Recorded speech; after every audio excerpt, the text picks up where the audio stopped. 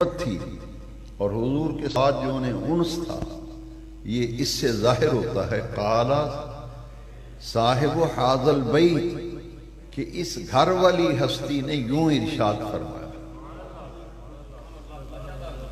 اور آپ حیران ہوں گے کہ ساری زندگی میں امام مالک نے ایک ہی حج کیا تھا، ساری زندگی میں ایک ہی حج کیا اور ساری زندگی گزاری تو حضور کے شہر مدینہ منورہ میں گزاری۔ صرف ایک حج کیوں کیا اور ساری زندگی مدینہ شریف میں کیوں گزاری؟ کبھی مدینہ شریف سے باہر نہیں نکلے۔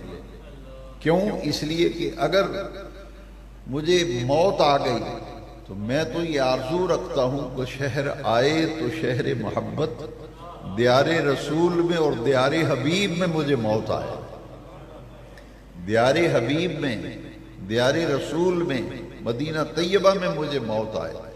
تو شہر سے باہر مدینہ پاک سے محض اس لیے نہیں نکلتے تھے کہ کہیں مجھے موت نہ آ جائے، موت آئے تو حضور کے شہر میں۔ پھر پوری زندگی مدینہ شریف میں گزاری اور ایسے ادب و احترام سے گزاری کہ رفع حاجت کے لیے شہر مدینہ منورہ سے دور نکل جاتے تھے۔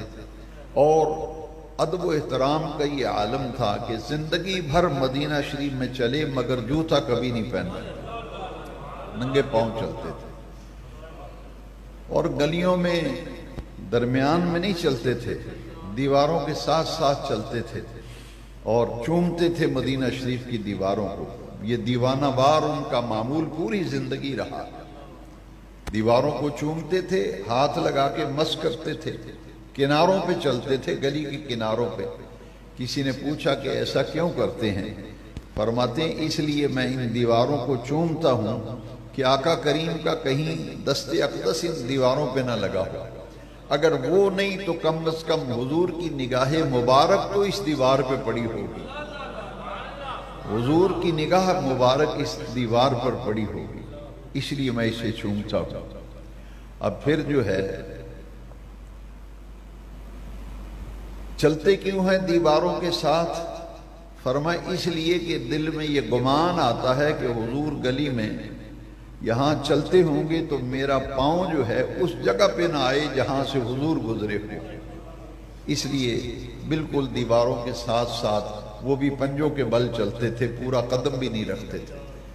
یعنی مدینہ منورہ کے ادب و احترام کی جو کیفیت حضرت امام مالک کو حاصل تھی رحمت اللہ تعالی علیہ، اس سے آپ اندازہ فرما دیں کہ قرون اولیٰ کے مسلمانوں میں اس شہر محبت کا کتنا